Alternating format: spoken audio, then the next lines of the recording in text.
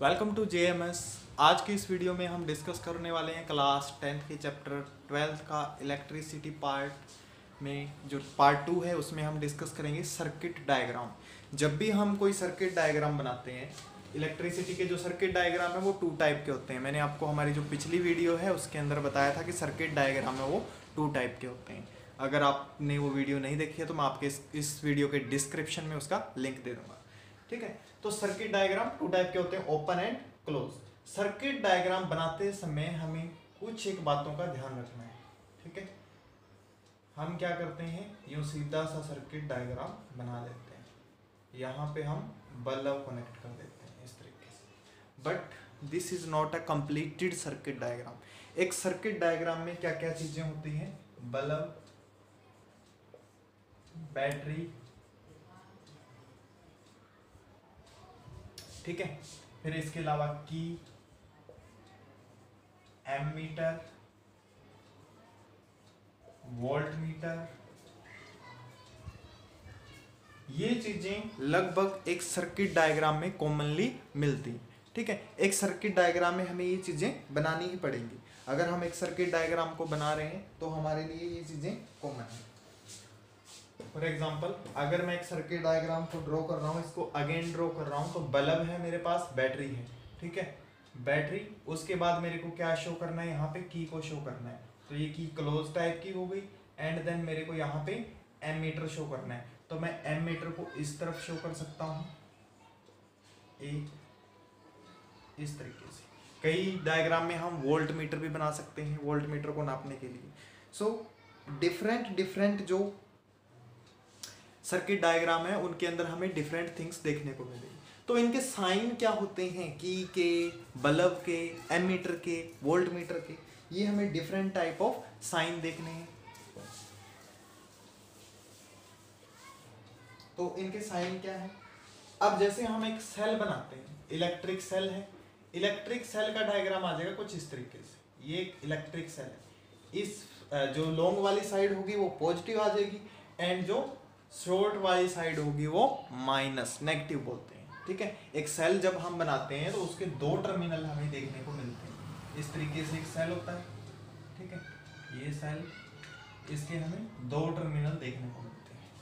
कोई भी हमने सेल देखा होगा, रेडियो का सेल या जो वॉल क्लॉक है उसका सेल, तो उसके अंदर हमें 2 टर्मिनल देखने को मिलते हैं, एक नेगेटिव का, एक पॉजिटिव का। तो एक सेल के अंदर मैंने 2 टर्मिनल इस तरीके से बना दी। अब जब हम सेल को सीरीज में कनेक्ट कर देते हैं, एक के बाद दूसरा सेल, दूसरे के बाद थर्ड सेल, तो वो क्या बन जाती है, बैटरी। वो क्या बन जाएगी, बैटरी। एक सेल ये कनेक्ट किया, इसके साथ मैंने दूसरा सेल ये लगा दिया, फिर मैंने थर्ड सेल ये लगा दिया, तो इस तरीके से मैंने ये सेल लगा दिए। अब ये सेल लगने के बाद क्या बन गई, ये बैटरी बन गई। यहाँ पे ये क्या चीज हमें दिखाई दे रही है, बैटरी दिखाई दे रही है। ठीक है, ऐसा ही हमें देखना है। अब एक प्लग की, पहले जो प्लग की आती थी ना, डिफरेंट टाइप की आती थी। आजकल तो हमारे पास कुछ डिफरेंट तरीके की है, वो मैं दिखा दूंगा।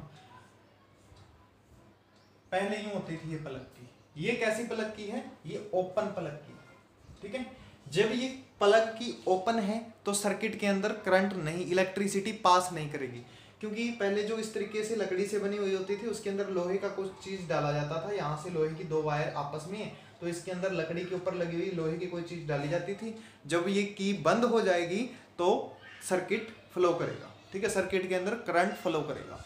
अब क्लोज्ड कुछ इस टाइप की हम बनाते हैं, इसके अंदर यूं, ये हो गई हमारी क्लोज्ड की। ठीक है, ये क्लोज्ड प्लग की होगी, ये ओपन प्लग की। बट जो आजकल मॉडर्नली हम यूज कर रहे हैं वो कौन सी की होती है, बटन हम दबाते हैं, यूं इस तरीके की है आज जो हम मॉडर्न में यूज कर रहे हैं। तो ये हो जाएगी हमारी ऑन, मतलब ऑन की कैसी है, ऑन है, करंट दौड़ रहा है इसके अंदर। एंड ये हो जाएगी हमारी क्लोज्ड, मतलब करंट इसके अंदर नहीं दौड़ेगा, क्योंकि वायर के बीच में कनेक्शन नहीं है। इस वायर के बीच में कनेक्शन यहाँ पे नहीं है, इसमें है। तो यहाँ पे करंट दौड़ेगा, यहाँ पे करंट नहीं दौड़ेगा। तो इन चीज़ों का, छोटी छोटी चीज़ों का हमें ध्यान रखना है, ठीक है, की के बारे में, सेल के बारे में, बैटरी के बारे में। उसके बाद हमारा जो जैसे वायर है, ज्वाइंट कर दिया हमने। अगर हम किसी वायर को ज्वाइंट कर रहे हैं, वायर के हमें ज्वाइंट दिखाने हैं।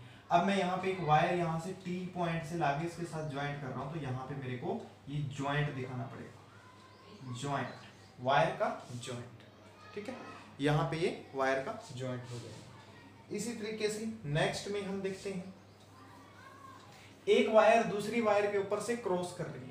ये वायर है, इस वायर के ऊपर से कोई वायर आ रही क्रॉस कर रही है, तो हम उसको ऐसे तो नहीं दिखा सकते, ऐसे दिखाएंगे तो हमें पता ही नहीं लगेगा कौन सी वायर नीचे कौन सी ऊपर। तो इसको इस तरीके से यूं क्रॉस किया जाता है, ठीक है, ताकि हमें पता लगे कौन सी वायर किस वायर के ऊपर से क्रॉस कर। बल्ब, बल्ब हमने देखा है, ये हो गया क्रॉसिंग हमारा, क्रॉसिंग वायर्स, वायर्स को क्रॉसिंग कर, ठीक है। इसके बाद हम देखते हैं बल्ब,